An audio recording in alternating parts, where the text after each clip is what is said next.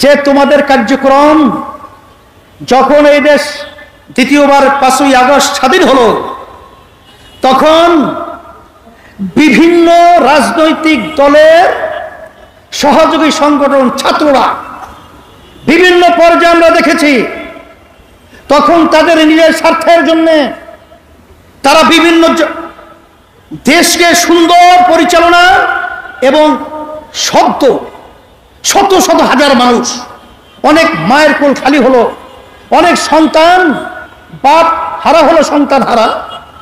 মা যখন বলতেছিল কয়েকদিন পর্যন্ত আমার সন্তান আমাকে মা বলে ডাকছে না, সেই কথা ভুলে গিয়ে ওই স্বার্থান্বেষী মহল এই বাংলাদেশের বিভিন্ন পয়েন্টে চাঁদাবাজি, সন্ত্রাসী, জায়গা দখল, বিভিন্ন পর্যায়ে অশান্তি করে তুলে বাংলাদেশকে অস্থিতিশীল করার চেষ্টা করেছে। সে সময় আমি তোমাদেরকে ধন্যবাদ জানাই যে তখন তোমরা বাংলাদেশের সংখ্যালঘু এবং অন্যান্য যারা নাকি বাংলাদেশে অন্যান্য ধর্মাবলম্বী রয়েছে, তাদের মন্দির, তাদের গির্জা এবং তাদের জান মাল ইজ্জতের হেফাজতের জন্য তোমরা পাহারা দিয়েছ, তোমরা স্বতঃস্ফূর্ত তাদের পাশে থেকে তাদের জান মাল ইজ্জতের নিরাপত্তার দায়িত্ব পালন করেছ। শুধু তাই না, আমরা দেখেছি যখন বাংলাদেশ বিভিন্ন পর্যায়ে যখন প্রশাসন তাদের দায়িত্ব থেকে অনেকটা দেশ বিভিন্ন বিশৃঙ্খলায় সময় পার করছিল, তখন তোমরা রাস্তায় নেমেন, তখন তোমরা মানুষের যানজট নিরসনের জন্য তোমরা সেখানে ট্রাফিকের ভূমিকা পালন করেছ। আমরা দেখেছি যখন করে আহত ছেলেরা কাতরাচ্ছে রাস্তায়, তখন তোমরা তাদের পাশে গিয়ে তাদের সহযোগিতায় কাজ করেছ। আমরা দেখেছি বন্যার্থ যখন নাকি ভারত থেকে পানি ছেড়ে আমাদেরকে না জানিয়ে আন্তর্জাতিক আইন লঙ্ঘন করে আমাদের দেশকে ডুবিয়ে দেওয়ার যখন ষড়যন্ত্র করেছিল, তখন তোমাদের সেখানে স্বতঃস্ফূর্ত স্বেচ্ছাসেবক এবং সাথে সাথে তাদের অন্ন বস্ত্র, তাদেরকে বিভিন্ন চিকিৎসার ব্যবস্থা তোমরা করেছো। আমরা তোমাদেরকে ধন্যবাদ জানাই, আর সাথে সাথে তোমাদেরকে আহ্বান করছি, আসো এ দেশ যদি একটা সুন্দর দেশ করতে হয়, তোমরা দেখেছ ছাত্রদের সংগ্রাম এই বাংলাদেশকে জালিম সরকারকে, খুনি সরকারকে উৎখাত করার সংগ্রামে বিজয় লাভ করেছে। আমাদের এক দায়িত্বশীল বলেছিলেন যে সব রাজনৈতিক দল একত্রিত হয়েও এই সরকারের বলতে গেলে এক কণারও লড়াতে পারে না, কিন্তু আলহামদুলিল্লাহ যখন ছাত্রদের আন্দোলন সংগ্রাম, যখন তোমরা ন্যায্য দাবি আদায়ের লক্ষ্যে যখন তোমরা স্বতঃস্ফূর্ত ভূমিকা পালন করেছিলে, তখন বাংলাদেশের সব শ্রেণীর মানুষ, এমনকি আপনারা দেখেছেন ইসলামী আন্দোলন বাংলাদেশ সর্বপ্রথম রাজনৈতিক ব্যানারে, অন্য কোন রাজনৈতিক দল তখন এই ছাত্রদের ন্যায্য দাবি আদায়ের লক্ষ্যে কেউ রাজপথে আসতে পারে নাই। তখন ইসলামী আন্দোলন বাংলাদেশ তার সমস্ত সহযোগী সংগঠন আমাদের জানমাল কুরবান করে ন্যায্য অধিকার বাস্তবায়নের পথে জানে ঝুঁকি নিয়ে তাদের পাশে দাঁড়িয়েছিল। কিন্তু আজকে দুঃখ সহকারে বলতে হয়, যারা অন্তর্বর্তীকালী সরকার আপনারা দায়িত্ব পালন করেছেন, রাজনীতি করতে করতে চুল পেকে গেছে, দাড়ি পেকে গেছে, দাঁত পড়ে গেছে, কিন্তু ওই চেয়ারে বসার সুযোগ হয় নাই। কিন্তু আজকে আল্লাহ আপনাদেরকে ওই চেয়ারে বসিয়েছেন। এ ত্যাগ শুধু আপনাদের নয়, এই ত্যাগ বাংলাদেশের প্রতিটা বাংলাদেশের জনগণের ত্যাগ রয়েছে। আজকে আপনারা বাংলাদেশে আজকে ইসলামকে, মুসলমানদেরকে এবং তাদের নীতি আদর্শকে অবজ্ঞা করবেন, তাদেরকে গুরুত্ব দিবেন না, এটা হতে পারে না, হতে দেওয়া যাবে না।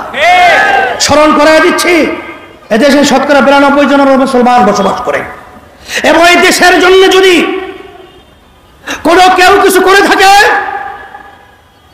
ইসলামী আন্দোলন বাংলাদেশ সেই টিপাই মুখ বাদ যখন ভারত সরকার দেওয়া ষড়যন্ত্র করেছিল, আমরা লং মার্চ করে ঢাকা থেকে লক্ষের মতো লোক নিয়ে আমরা সেই সিলেট চকিগঞ্জ পর্যন্ত পৌঁছেছিলাম।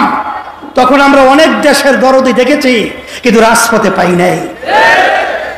আমরা করোনার সময় দেখেছি, যখন মা সন্তানকে ফেলে পালিয়েছে, স্বামী স্ত্রীকে ফেলে পালিয়েছে, যখন আত্মীয় স্বজন তাদের পাশ থেকে পালিয়েছে, তখন ইসলামী আন্দোলন বাংলাদেশ এবং তার সমস্ত সহযোগী সংগঠন জানের ঝুঁকি নিয়ে তাদের খেদমতের জন্য পাশে গিয়ে তাদের সেবায় নিয়োজিত ছিল। আমরা দেখেছি, যখন বাংলাদেশের মধ্যে কোনো দুর্যোগ, কত অন্যায়, যত অবিচার যখন প্রতিষ্ঠিত হয়েছে, ইসলামী আন্দোলন বাংলাদেশ এবং তার সমস্ত সহযোগী সংগঠন সর্বপ্রথম এর বিরুদ্ধে রাজপথে আমরা আওয়াজ তুলতে ভুল করি নাই। আপনারা ইসলামকে মূল্যায়ন করবেন না, গুরুত্ব দিবেন না, এটা হতে পারে না। আর শান্তি যদি আমরা চাই, একমাত্র ইসলামই হলো শান্তির প্রতীক। তার বাস্তবতা কথা আমি লম্বা করব না। আমি চরমোনা ইউনিয়নে 2003 সালে যখন চেয়ারম্যান হয়েছিলাম, এলাকার লোকের অনুরোধে, তখন প্রথম পর্যায়ে হিন্দুরা আমাদেরকে ভোট না দেওয়ার সিদ্ধান্ত নিয়েছিল। কেন? হুজুররা যদি ক্ষমতায় যায় তাহলে আমাদের মন্দির তো থাকবেই না, পূজা আশ্রা করতে দেবে না। কারণ একটা প্রবাদ বাক্য আছে না, চুন খেলে চুন খাওয়ার পরে মুখ পুড়ে যায়, দধি দেখলেও ভয় পায়। এইভাবে ইসলামকে তাম দুনিয়ার মধ্যে মিথ্যা অপবাদের মাধ্যমে আজকে চুন খাইয়া মুখ পুড়ে, এখন দধি দেখলেও ভয় পায়। ইসলাম হলো একটা দধি সম্মূল্য। এই ইসলাম খেলে শরীরে আরো ভালো হয়। দধি খাইলে কি খারাপ হয়? সেই দধি খাওয়ার পর আর শরীর সতেজ হয়, ভালো হয়। আসলে ওই নির্বাচনে আমাকে তখন হিন্দুরা ভোট দেয় নাই।